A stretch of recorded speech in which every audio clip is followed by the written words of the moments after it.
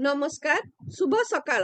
आज हूँ अक्टोबर मास 20 तारीख सोमवार। आज शुभ दीपावली से समस्त शुभेच्छा और शुभकामना।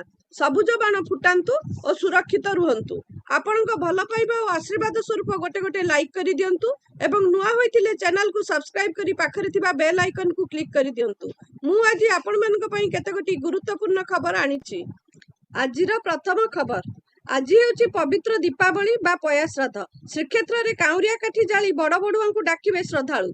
श्रीमंदिर सिंहद्वार ठारे प्रबल भक्तों समागम हेब। भक्तों सुरक्षा श्रृंखलित भाव बड़ बड़ुआ को डाकिबा पई पुरी पुलिस पक्षरु व्यापक व्यवस्था करा जायछि। सुरक्षा दायित्व में 28 प्लाटून पुलिस फोर्स सहित 4 जन अतिरिक्त एसपी, 15 डीएसपी, 14 जन इन्स्पेक्टर मुतयन हेबे। सिंहद्वार निकट में काउरिया काठी जाली बड़ बड़ुआ को डाकिबा पई 4टी स्थान निरूपण करा जायछि। 20 एवं 21 तारीख 2 दिन पर करा जायछि व्यवस्था। भोर 4टारू राति 10टा जाए लागू हेब ट्राफिक कटकणा। मार्केट छक ठारू नो व्हीकल जोन करा जायछि। परवर्ती खबर, पुरी जिलार कृष्णप्रसाद निकट में मझी चिलिका रे फसी रही एक यात्रीवाही डंगा। महिषाकुद निकट में रविवार घंटाएरु अधिक समय हेब डंगाटी अटकी रही। तेबे 40 यात्री को नहीं डंगाटी जन्हीकुदारू सातपड़ा जाउथुबा समय यांत्रिक त्रुटि जोगु फसी रही। परवर्ती खबर, वार्षिक 18,000 टंकार अधिक वृत्ति पाउथिले मिलिबनी सुभद्रा योजना। एने उच्च शिक्षा और एससी एसटी विभाग को महिला और शिशु विकास विभाग चिठी। केंद्र और राज्य ठारू 18,000 रु अधिक आर्थिक सहायता पाउथिले सुभद्रारू बाद पड़िबे। परवर्ती खबर, आलोकर पर्व दीपावली पाई जोरदार प्रस्तुति चली। चलित वर्ष अक्टोबर 20 तारीख में सारा देश पालन करिबो दीपावली। एहा पूर्वरु राज्य प्रदूषण नियंत्रण बोर्ड पक्षरु बाण फुटाइबार समय को नहीं गाइडलाइन आसीछि। भुवनेश्वर भली कटक रे भी बाण फुटा पई 2 घंटा अनुमति। संध्या 7 रु राति 9 जाए 2 घंटा बाण फुटा अनुमति। एने सूचना देले कटक डीसीपी ऋषिकेश खिलार। पुलिस रो नजर रहिबो, खिलाफ कले कार्यानुष्ठान। काली पूजा थिबारु विभिन्न पूजा मंडप और संवेदनशील स्थान रे पुलिस मुतयन। परवर्ती खबर, बाण बेपार पई प्रसिद्ध जटणी सहर दीपावली पई चलचंचल होई उठिछि। उभय पाइकारी और खुचुरा बाण बेपारी बेपार एवर्ष जमिछि। मजार कथा हेउछि एवर्ष बाण बजार रे ऑपरेशन सिंदूर रो माहौल देखिबा को मिलिछि। एथर बजार को हेलिकॉप्टर ड्रोन भली किछि नुआ प्रकार बाण आसीथिबारु ग्राहक माने ऑपरेशन सिंदूर आलोचना करी से सब बाण बेसी परिमाण रे किनि नेउचंती। युवपीढ़ी भितर ए सब बाण किनिबा को बेसी आग्रह देखिबा को मिलुछि। परवर्ती खबर, राजधानी रे गणदुष्कर्म घटनार मुख्य अभियुक्तों घर भीतर को ताला भांगी पशिला लक्ष्मीसागर थाना पुलिस। साइंटिफिक टीम घर भीतर पशि छानबीन चलाइचंती। गणदुष्कर्मर शिकार होई गुरुतर अवस्था रे कैपिटल हॉस्पिटल रे चिकित्साधीन थिबा झारखंडर 16 वर्षीय बालिका स्वास्थ्य अवस्था रे सुधार आसी नाही। तांकु एबे आईसीयू रे रखी चिकित्सा करा जाउछि। बड़ कथा हेउछि एही मामला रे राजधानी रे चलीथिबा एक बड़ धरणर सेक्स रैकेट रा पर्दाफाश होईछि। लक्ष्मीसागर थाना अंचल रे चलीथिबा सेक्स रैकेट रे पीड़िता जनक फसीथिबा स्पष्ट हेबा परे पुलिस आज एठारे चढ़ऊ करिछि। पुलिस सेठारु सेक्स रैकेट रा मास्टरमाइंड घर मालिकंक समेत 4 जन को उठाई आनिबा सह 3 जन देहजीवी को उद्धार करिछि। गिरफ अभियुक्त माने हेले घर मालिक संजीव कुमार दास और बापी, मंचेश्वर पालामंडप निकट जितू हाउस परिरा कॉलोनी अंचल रे रहुतबा पुरी जिला बलंगार मंजू सेठी, बरमुंडा काली मंदिर अंचल रे रहुतबा कटक जिला बांकीर ममता साहू, नयागढ़ बसंतपुर अंचल अविनाश मुदुली।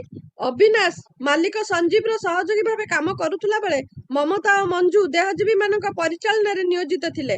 एही रैकेट बाबद रे पुलिस अधिक खोलताड़ चलाइछि। परवर्ती खबर, श्रीमंदिर रे कार्तिक मास शेष पर धाड़ी दर्शन आरंभ हेब। सूचना देले आईन मंत्री पृथ्वीराज हरिचंदन। कार्तिक मास पूर्णिमा 15 दिन पर धाड़ी दर्शन आरंभ। कार्तिक मास सरिले रत्नभंडार गणति मणति कार्य करा जिवो। प्रतिदिन पुरी को लक्षाधिक भक्त समागम हुए। एबे पर्यटन ऋतु आरंभ हेबाकु जाउथिला बेले देश विदेश भक्तों आगमन वृद्धि पाइब। अनेक समय समुद्र स्नान बेले अनेक पर्यटक उच्च ढेउ माड़ सांग को रिप करेंट रो शिकार होई समुद्र भितर बुड़ी जाउथवार नजीर रहिछि। समुद्र भितर गुरुतर अवस्था पर्यटकों को उद्धार करा जिबा परे सेमानंकु त्वरित चिकित्सा जोगाई देबा संभव हेउ नाही। तेणु बेलाभूमि रे स्थायी एम्बुलेंस व्यवस्था जोगाई देबाकु दाबी होईछि। परवर्ती खबर, नुआपड़ा उपनिर्वाचन लगी कांग्रेस प्रार्थी घासीराम माझी निज समर्थकों सह आसी नामांकन भरिचंती। एने बीजेपी प्रार्थी जय ढोलकिया प्रार्थीपत्र दाखल करिचंती। ଏହି ଅବସରରେ ପିସିସି ସଭାପତି ଭକ୍ତଚରଣ ମାଝୀ ଓ ବରିଷ୍ଠ ସଦସ୍ୟ ସୁରେଶ ରାଉତରାୟ ପ୍ରମୁଖ ଉପସ୍ଥିତ ଥିଲେ। ବିଧାୟକ ରାଜେନ୍ଦ୍ର ଢୋଲକିଆଙ୍କ ପରଲୋକ ପରେ ନଭେମ୍ବର 11 ତାରିଖ ଦିନ ନୂଆପଡ଼ା ବିଧାନସଭା ଆସନ ପାଇଁ ଉପନିର୍ବାଚନ ହେବ। ଏହାକୁ ନେଇ ବିଜେପି, ବିଜେଡି ଓ କଂଗ୍ରେସ ଶିବିର ଚଳଚଞ୍ଚଳ ହୋଇ ଉଠିଛି। ପରବର୍ତ୍ତୀ ଖବର। ଦୀପାବଳି ବା ଅନ୍ୟ ପର୍ବପର୍ବାଣୀ ସମୟରେ କୃଷି ବିଭାଗର କୌଣସି ଅଧିକାରୀ ଓ କର୍ମଚାରୀ ଉପହାର ଗ୍ରହଣ କରିବେ ନାହିଁ ବୋଲି କୃଷି ଓ କୃଷକ ସଶକ୍ତିକରଣ ବିଭାଗର ପ୍ରମୁଖ ଶାସନ ସଚିବ ଅରବିନ୍ଦ ପାଢ଼ୀ ନିର୍ଦ୍ଦେଶ ଦେଇଛନ୍ତି। ଏନେଇ ଏକ ସର୍କୁଲାର ଜାରି କରିଛନ୍ତି। କୃଷି ଓ କୃଷକ ସଶକ୍ତିକରଣ ବିଭାଗର ପ୍ରମୁଖ ଶାସନ ସଚିବ ଅରବିନ୍ଦ ପାଢ଼ୀଙ୍କ ଅନୁଯାୟୀ ସାଧାରଣତଃ ପର୍ବପର୍ବାଣୀ ସମୟରେ ବିଭିନ୍ନ ବ୍ୟକ୍ତି ବା ସଂଗଠନ ଉପହାର ଦେବାର ନଜିର ରହିଛି।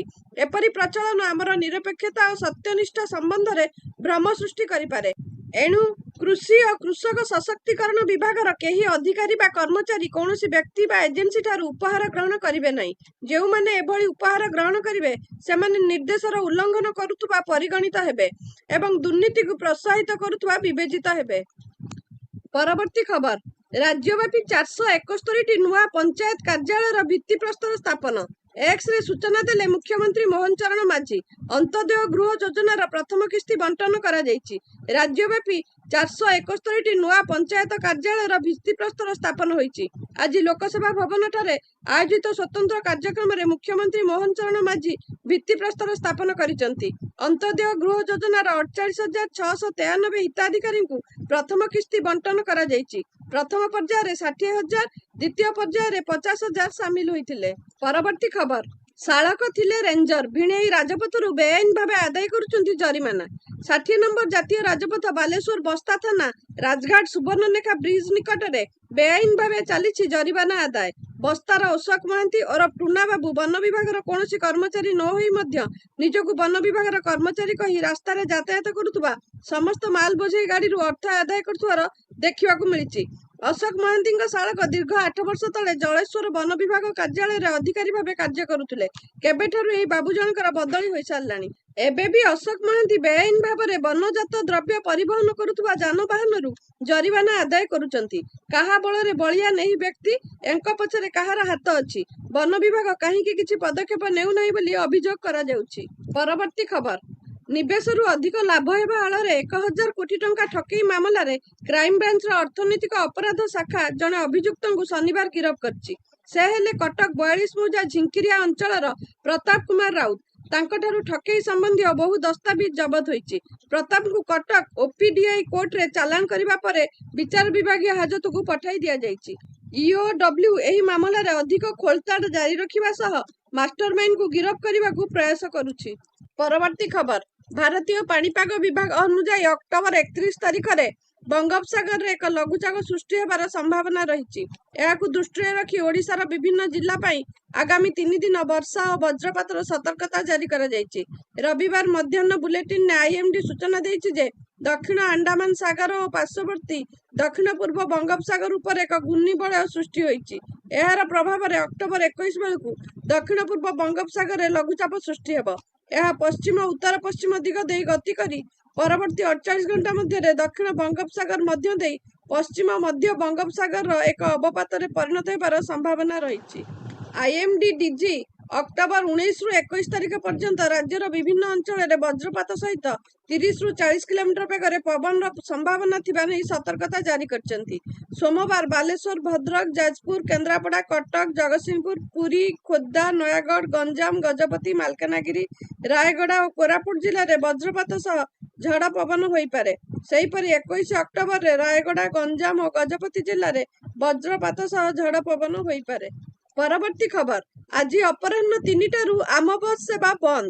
କୌଣସି ରୁଟ୍ରେ ଚଳାଚଳ କରିବ ନାହିଁ ଆମ ବସ୍। ଯାତ୍ରୀମାନଙ୍କ ସୁବିଧା ପାଇଁ ହେଲ୍ପଲାଇନ ସେବା ଜାରି ରହିବ। 21 ତାରିଖରୁ ପୁଣି ଥରେ ସ୍ୱାଭାବିକ ହେବ ଆମ ବସ୍ ସେବା। କ୍ରୁଟ୍ ପକ୍ଷରୁ ଏହା ସୂଚନା ଦିଆଯାଇଛି। ପରବର୍ତ୍ତୀ ଖବର। ପ୍ରଥମ ଦିନିକିଆରେ ଅଷ୍ଟ୍ରେଲିଆଠାରୁ ପରାଜିତ ହୋଇଛି ଟିମ୍ ଇଣ୍ଡିଆ।